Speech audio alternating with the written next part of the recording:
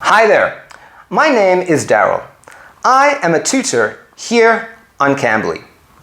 Today, we are going to do a short lesson on a very important part of speech, phrasal verbs.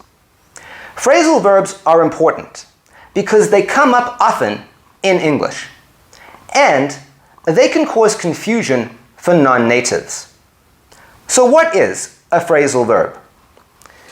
It is a unique part of speech composed of a verb and a preposition. For example, get out.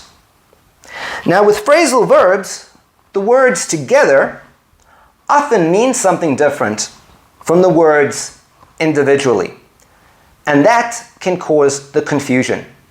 So it's very good to have knowledge of the essential and often used phrasal verbs. Before we get onto some, we also must realize phrasal verbs function according to the same grammar rules as all other verbs. Past tense, present tense, future tense. We can say, they had to get out, they were getting out, they got out, or they will get out. The same grammar rules as all other verbs. So now, let's get onto some phrasal verbs.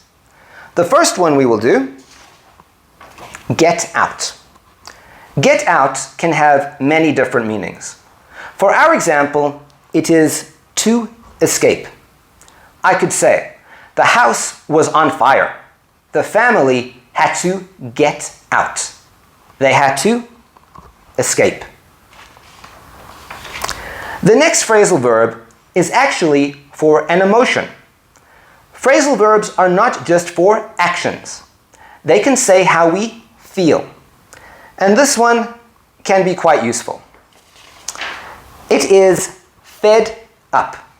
And it has nothing to do with eating. As you can see, it is unhappy, tired, and angry. For example, I am tired of studying for my English exam. I am fed up. Unhappy, tired, and angry. You can see it can be useful.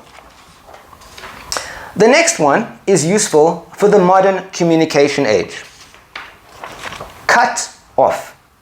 Cut off can also have many different meanings. For our example, it is lose electronic connection.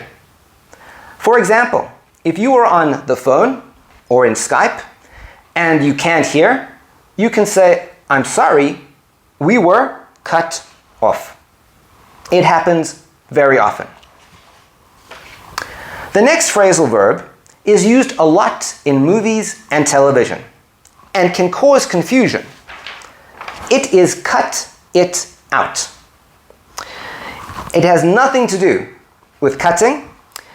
As you can see, it is to tell someone to stop doing something. For example, my sister was shouting. I told her to cut it out. I told her, stop shouting. It can also be quite useful. The next one comes up often in business. Take on. For our example, it is to accept more work. In a meeting, your boss could say, I need you to take on more reports for next week. In other words, he wants you to accept more work and do more reports. Take on. The final phrasal verb we will do is another emotion. It is light up. And as you can see, it is to become happy. For example, I will light up when I get my good exam results. It can also be quite useful.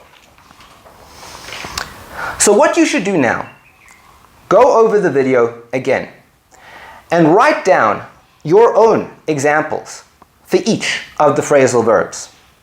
Then try to use them in conversation. Those are some of the best ways to learn new parts of speech, new vocabulary, or anything. write, and use. They are active processes. And that is the end of our lesson. I hope you enjoyed it. If you'd like to learn more with me, please check out the link in the description. We can do more phrasal verbs, exam preparation, conversation practice, anything you need. So until I see you in a classroom on Cambly, I will say bye for now.